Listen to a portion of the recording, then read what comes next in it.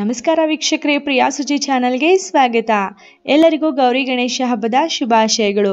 ನಾನಿವತ್ತು ಈ ಹಬ್ಬದ ಪ್ರಯುಕ್ತವಾಗಿ ಗಣೇಶನಿಗೆ ತುಂಬಾನೇ ಪ್ರಿಯವಾದಂಥ ಕರಿದ ಮೋದಕದ ರೆಸಿಪಿಯನ್ನು ತೋರಿಸ್ತಾ ಇದ್ದೀನಿ. ಅದು ಕೂಡ ಸಾಂಪ್ರದಾಯಿಕ ಶೈಲಿಯಲ್ಲಿ ನಮ್ಮ ಅಮ್ಮ ಅಜ್ಜಿ ಎಲ್ಲ ಹೇಗೆ ಮಾಡ್ತಿದ್ರಲ್ಲ ಅದೇ ರೀತಿಯಲ್ಲಿ, ಆದರೆ ಮೈದಾ ಹಿಟ್ಟನ್ನು ಹಾಕ್ದಲೆ ಗೋಧಿ ಹಿಟ್ಟಲ್ಲಿ ಗರಿಗರಿಯಾಗಿ ರುಚಿಯಾಗಿ ಮಕ್ಕಳಿಗಿಂದ ಹಿಡಿದು ದೊಡ್ಡವ್ರವರೆಗೂ ಎಲ್ಲರಿಗೂ ಇಷ್ಟ ಆಗೋ ರೀತಿಯಲ್ಲಿ ನಾನಿವತ್ತು ಮಾಡಿ ತೋರಿಸ್ತಾ ಇದ್ದೀನಿ.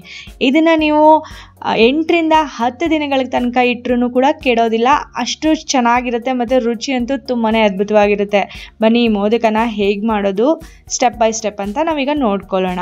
ಎಲ್ಲದಕ್ಕಿಂತ ಮುಂಚೆ ಆ ಮೋದಕದ ಹೂರಣ ಅಂದರೆ ಸ್ಟಫಿಂಗ್ನ ನಾವು ರೆಡಿ ಮಾಡ್ಕೊಳ್ಬೇಕು. ಹಾಗಾಗಿ ಒಂದು ಪ್ಯಾನಿಗೆ ನಾನು 2 ಚಮಚ ತುಪ್ಪ ಹಾಕ್ಕೊಂಡಿದ್ದೀನಿ. ತುಪ್ಪಕ್ಕೆ ನಾನು 3 ರಿಂದ 4 ಚಮಚದಷ್ಟು ಬಾದಾಮಿಯನ್ನು ಸಣ್ಣದಾಗಿ ಕತ್ತರಿಸಿ ಹಾಕ್ಕೊಂಡಿದ್ದೀನಿ. ಪಿಸ್ತಾವನ್ನು ಕೂಡ 3 ರಿಂದ 4 ಚಮಚದಷ್ಟು ಸಣ್ಣದಾಗಿ ಕತ್ತರಿಸಿ ಹಾಕ್ಕೊಂಡಿದ್ದೀನಿ. ಹಾಗೆಯೇ ಗೋಡಂಬಿ ಕೂಡ ಎಲ್ಲವನ್ನ ಸಣ್ಣದಾಗಿ ಕತ್ತರಿಸಿ ಹಾಕೊಳ್ಳಿ. ಒಣ ದ್ರಾಕ್ಷಿಯನ್ನು ಕೂಡ 3-4 ಚಮಚದಷ್ಟು ಹಾಕೊಂಡಿದ್ದೀನಿ. ಈ ಡ್ರೈ ಫ್ರೂಟ್ಸ್ ಎಲ್ಲ ನಿಮಗೆ ಎಷ್ಟು ಬೇಕೋ ಅಷ್ಟು ಹೆಚ್ಚು ಅಥವಾ ಕಡಿಮೆ ಮಾಡ್ಕೊಳ್ಬೋದು. ಯಾವುದಾದ್ರೂ ಇಷ್ಟ ಇಲ್ಲ ಅಂದರೆ ಸ್ಕಿಪ್ ಕೂಡ ಮಾಡ್ಬೋದು. 1-2 ನಿಮಿಷ ಚೆನ್ನಾಗಿ ರೋಸ್ಟ್ ಮಾಡ್ಕೊಳ್ಳೋಣ. ಅದಾದಮೇಲೆ ಇದರಲ್ಲಿ ನಾನು 2 ಚಮಚದಷ್ಟು ಗಸಗಸೆ ಹಾಕೊಳ್ತಿದ್ದೀನಿ. ಗಸಗಸೆ ತುಂಬ ಇಂಪಾರ್ಟೆಂಟ್ ಮತ್ತು ತುಂಬ ರುಚಿ ಕೂಡ ಕೊಡುತ್ತೆ. 2 ಚಮಚದಷ್ಟು ಬಿಳಿ ಎಳ್ಳು ಕೂಡ ಹಾಕೊಂಡಿದ್ದೀನಿ. ಕೊನೆಯಲ್ಲಿ ಮತ್ತೆ 1 ಚಮಚ ತುಪ್ಪ ಹಾಕಿ ಚೆನ್ನಾಗಿ ಫ್ರೈ ಮಾಡ್ಕೊಳ್ಳೋಣ. ಎಲ್ಲ ಡ್ರೈ ಫ್ರೂಟ್ಸ್ ಎಲ್ಲ ಚೆನ್ನಾಗಿ ಒಳ್ಳೆ ಗೋಲ್ಡನ್ ಕಲರ್ ಬರಬೇಕು ನೋಡಿ, ಅಲ್ಲಿ ತನಕ ಚೆನ್ನಾಗಿ ಫ್ರೈ ಮಾಡ್ಕೊಳ್ಳೋಣ. ನಿಮಗೆ ಬಿಳಿ ಎಳ್ಳು ಕೂಡ ಇಷ್ಟ ಇಲ್ಲ ಅಂದರೆ ನೀವು ಸ್ಕಿಪ್ ಮಾಡ್ಕೊಳ್ಬೋದು. ಅದು ಫ್ರೈ ಮಾಡಿದ ನಂತರ 2 ನಿಮಿಷ ಆದಮೇಲೆ ನಾನು 2 ಕಪ್ನಷ್ಟು ತೆಂಗಿನಕಾಯಿ ತುರಿಯನ್ನು ಹಾಕೊಳ್ತಿದ್ದೀನಿ. ಫ್ರೆಶ್ ಆಗಿ ತುರಿದಿಟ್ಕೊಂಡಿದ್ದೆ. ಒಂದು ಮೀಡಿಯಂ ಸೈಜ್ ತೆಂಗಿನಕಾಯಿ ಫುಲ್ ತುರಿದಿಟ್ಕೊಂಡಿದ್ದೀನಿ ನಾನು. ಒಂದು ಇಡೀ ತೆಂಗಿನಕಾಯಿನ ತುರಿದ್ಬಿಟ್ಟು ಹಾಕೊಳ್ಳೋಣ. ಇದನ್ನು ಕೂಡ ಚೆನ್ನಾಗಿ ಫ್ರೈ ಮಾಡ್ಕೊಳ್ಬೇಕು. ಒಂದು 3-4 ನಿಮಿಷ ಫ್ರೈ ಮಾಡಿ ಆದಮೇಲೆ ಇದರಲ್ಲಿ ನಾನು 3/4 ಕಪ್ನಷ್ಟು ನಾನು ಬೆಲ್ಲವನ್ನು ಹಾಕ್ಕೊಂಡಿದ್ದೀನಿ. 2 ಕಪ್ ಕಾಯಿ ತುರಿಗೆ 3/4 ಕಪ್ ಬೆಲ್ಲ ಬೇಕು. ಬೆಲ್ಲ ಹಾಕ್ಕೊಳ್ಳುವಾಗ ನೀವು ಸ್ವಲ್ಪ ಜಜ್ಜಿನೇ ಹಾಕ್ಕೊಳ್ಳಿ, ಇಲ್ಲಾಂದರೆ ತುಂಬ ಹೊತ್ತು ಫ್ರೈ ಮಾಡ್ಕೊಳ್ಬೇಕಾಗುತ್ತೆ. ಈಗ ಬೆಲ್ಲ ಪೂರ್ತಿಯಾಗಿ ಕರಗಿದ ಮೇಲೆ ನಾನು ಇದರಲ್ಲೇ ಅರ್ಧ ಚಮಚದಷ್ಟು ಏಲಕ್ಕಿ ಪುಡಿಯನ್ನು ಕೂಡ ಸೇರಿಸ್ಕೊಳ್ತಾ ಇದ್ದೀನಿ.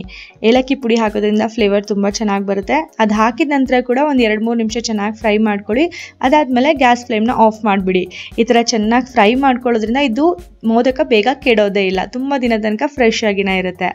ಈಗ ಸ್ಟಫಿಂಗ್ ತಯಾರಾಗಿದೆ. ಈಗ ಮೋದಕ ಮಾಡ್ಕೊಳ್ಳೋದಕ್ಕೆ ಹಿಟ್ಟನ್ನ ಹತ್ಕೊಳ್ಬೇಕಲ್ವಾ, ಹಾಗಾಗಿ 1.5 ಕಪ್ನಷ್ಟು ನಾನು ಗೋಧಿ ಹಿಟ್ಟು ಹಾಕ್ಕೊಳ್ತಿದ್ದೀನಿ. ನಿಮಗೆ ಮೈದಾ ಹಿಟ್ಟು ಬೇಕಂದರೆ ಮೈದಾ ಹಿಟ್ಟೆ ಹಾಕ್ಕೊಳ್ಳಿ. 1 ಟೇಬಲ್ ಸ್ಪೂನ್ ಅಷ್ಟು ಬಿಸಿ ಎಣ್ಣೆನ ಹಾಕ್ಕೊಳ್ತಿದ್ದೀನಿ. ಎಣ್ಣೆನ ಕಾಯಿಸ್ಬಿಟ್ಟು ಹಾಕ್ಕೊಂಡಿದ್ದೀನಿ. ಚಿಟಿಕೆ ಎಷ್ಟು ಉಪ್ಪು ಹಾಕ್ಕೊಳ್ಳೋಣ. ಈಗ ನಾವು ಹಿಟ್ಟನ್ನು ನಾದ್ಕೊಳ್ಬೇಕು. ಮೊದಲಿಗೆ ಚೆನ್ನಾಗಿ ಮಿಕ್ಸ್ ಮಾಡಿಕೊಂಡು ಸ್ವಲ್ಪ ನೀರನ್ನು ಹಾಕ್ಕೊಳ್ತಾ ಸ್ವಲ್ಪ ಗಟ್ಟಿಯಾಗಿರೋ ಹಿಟ್ಟನ್ನು ನಾವು ನಾದ್ಕೊಳ್ಬೇಕಾಗುತ್ತೆ. ಹಿಟ್ಟು ತೆಳುವಾದರೆ ಮೋದಕ ಮಾಡೋದಕ್ಕೆ ಸ್ವಲ್ಪ ಕಷ್ಟ ಆಗುತ್ತೆ. ಹಾಗಾಗಿ ಹಿಟ್ಟನ್ನು ಸ್ವಲ್ಪ ಗಟ್ಟಿಯಾಗಿ ನೋಡಿ, ಈ ರೀತಿಯಾಗಿ ಗಟ್ಟಿಯಾದಂಥ ಹಿಟ್ಟನ್ನು ನಾವು ನಾದ್ಕೊಳ್ಳೋಣ. ಹಿಟ್ಟನ್ನು ನಾದಿ ಆದಮೇಲೆ ನಾವು ಇದನ್ನು ಒಂದು 10 ರಿಂದ 15 ನಿಮಿಷಗಳ ಕಾಲ ರೆಸ್ಟ್ ಮಾಡೋದಕ್ಕೆ ಬಿಡಬೇಕಾಗುತ್ತೆ. ಹಾಗೆ ಸ್ವಲ್ಪ ನೆನೆಯೋದಕ್ಕೆ ಬಿಡಬೇಕು.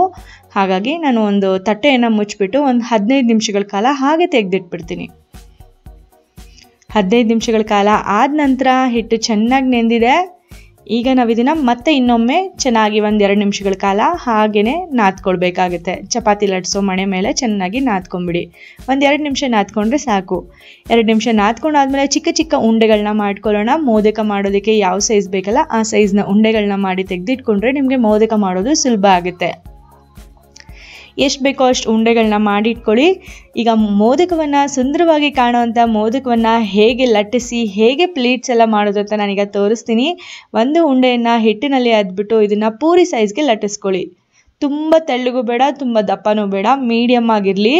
ನೋಡಿ, ಈ ಸೈಜ್ಗೆ ಲಟ್ಟಿಸ್ಕೊಂಡಾದ್ಮೇಲೆ 1 ಚಮಚದಷ್ಟು ನಾವು ಮಾಡಿಟ್ಕೊಂಡಿರೋಂತಹ ಈ ಸ್ಟಫಿಂಗ್ ಅಂದರೆ ಹೂರಣವನ್ನು ನಾವು ಹಾಕ್ಕೊಳ್ಳೋಣ. ಒಂದು ಚಮಚದಷ್ಟು ಸಾಕಾಗುತ್ತೆ. ನೋಡಿ, ಎಲ್ಲ ಮಧ್ಯದಲ್ಲಿರಬೇಕು. ನಿಧಾನವಾಗಿ ಒಂದು ಸೈಡಿಂದ ತಗೊಂಡು ಈ ರೀತಿಯಾಗಿ ಪ್ಲೀಟ್ಸ್ ಮಾಡ್ಕೊಳ್ತಾ ಹೋಗಿ. ನೀವು ಸೀರೆ ನೆರಿಗೆ ಹೇಗೆ ಮಾಡ್ತೀರಲ್ಲ ಹಾಗೆ ಮಾಡಿದ್ರೆ ಸಾಕು. ನೋಡಿ, ಒಂದು ಕೈಯಿಂದ ಕೈ ಬಿಡ್ದಲೆ ಇನ್ನೊಂದು ಕೈಯಿಂದ ಪ್ಲೀಟ್ಸ್ ಮಾಡ್ಕೊಳ್ತಾ ಹೋದರೆ ಮೋದಕ ಸುಂದರವಾಗಿ ಕಾಣುವಂಥ ಮೋದಕ ತಯಾರಾಗುತ್ತೆ. ಕೊನೆಯಲ್ಲಿ ಈ ರೀತಿಯಾಗಿ ಚೆನ್ನಾಗಿ ಟ್ವಿಸ್ಟ್ ಮಾಡಬೇಕಾಗುತ್ತೆ. ನೋಡಿ, ಎಷ್ಟು ಚೆನ್ನಾಗಿ ಕಾಣ್ತಿದೆ ಅಲ್ಲ, ಎಲ್ಲಿಂದನೂ ಆಚೆ ಬರಲ್ಲ ಸ್ಟಫಿಂಗ್. ನೀವು ಎಣ್ಣೆಯಲ್ಲಿ ಕರೆದಾಗ ನಾನು ಇದೇ ರೀತಿ ನಿಮ್ಗೆ ಇನ್ನೊಂದು ಕೂಡ ಮಾಡಿ ತೋರಿಸ್ತೀನಿ, ಇನ್ನೊಮ್ಮೆ ನೋಡ್ಕೊಳ್ಳಿ.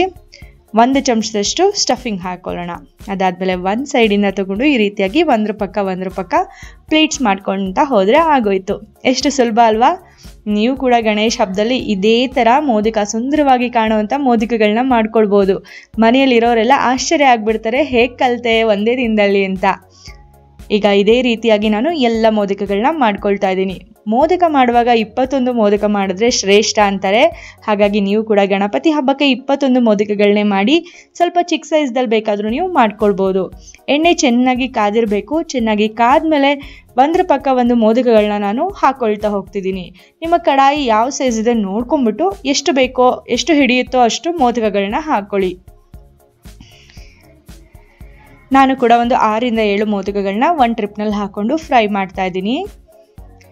ಇದನ್ನ 1 ನಿಮಿಷ ಆದಮೇಲೆ ಇನ್ನೊಂದು ಸೈಡ್ಗೆ ಫ್ಲಿಪ್ ಮಾಡ್ಕೊಳ್ಳೋಣ. ಎರಡೂ ಸೈಡ್ಗೂ ಕೂಡ ಒಳ್ಳೆ ಗೋಲ್ಡನ್ ಕಲರ್ ಬರಬೇಕು ನೋಡಿ, ಆ ಥರ ಫ್ರೈ ಮಾಡಬೇಕು.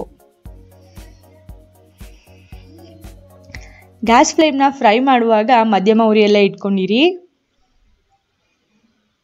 ನೋಡಿ, ಈ ರೀತಿ ಒಳ್ಳೆ ಗೋಲ್ಡನ್ ಕಲರ್ ಬಂದ ತಕ್ಷಣ ನಾವು ಎಣ್ಣೆಯಿಂದ ತೆಗಿಬೋದು. ತುಂಬ ಗರಿಗರಿಯಾಗಿ ತುಂಬ ಚೆನ್ನಾಗಿರುತ್ತೆ.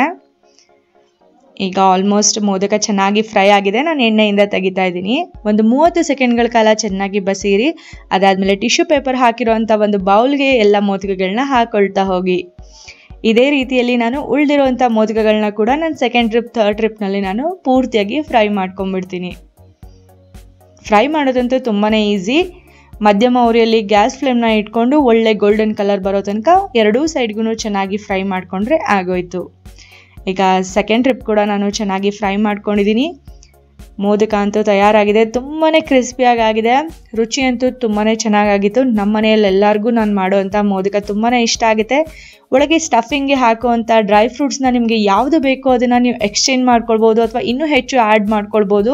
ತುಂಬಾ ಕ್ರಿಸ್ಪಿಯಾಗಿ ತುಂಬ ಚೆನ್ನಾಗಿ ಬರುತ್ತೆ. ನೋಡಿ ಎಷ್ಟು ಕ್ರಿಸ್ಪಿಯಾಗಿದೆ.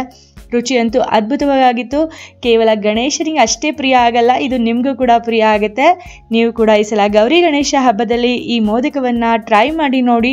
ಟ್ರೈ ಮಾಡಿದ್ಮೇಲೆ ಕಮೆಂಟ್ ಮಾಡಿ ತಿಳಿಸಿ ಹೇಗಾಗಿತ್ತು ಅಂತ. ನಿಮ್ಗೆಲ್ಲರಿಗೂ ಇವತ್ತಿನ ಈ ಮೋದಕದ ವಿಡಿಯೋ ಇಷ್ಟ ಆಗಿದ್ರೆ ಪ್ರಿಯಾಸ್ ರುಚಿ ಚಾನಲ್ಗೆ ಲೈಕ್ ಹಾಗೂ ಸಬ್ಸ್ಕ್ರೈಬ್ನ ಮಾಡಿ. ನಿಮ್ಮ ಫ್ಯಾಮಿಲಿ, ಫ್ರೆಂಡ್ಸ್, ರಿಲೇಟಿವ್ಸ್ ಜೊತೆಗೂ ಕೂಡ ಶೇರ್ ಮಾಡ್ಕೊಳ್ಳಿ. ಇದರಿಂದ ಹಬ್ಬದ ದಿನ ಅವ್ರಿಗೂ ಕೂಡ ಸಹಾಯ ಆಗುತ್ತೆ. ಕೊನೆಯಲ್ಲಿ ಎಲ್ಲರಿಗೂ ಮತ್ತೊಮ್ಮೆ ಹಬ್ಬದ ಶುಭಾಶಯಗಳನ್ನ ಹೇಳ್ತಾ ಇವತ್ತಿನ ಈ ವಿಡಿಯೋನ ನಾನು ಮುಗಿಸ್ತಾ ಇದ್ದೀನಿ.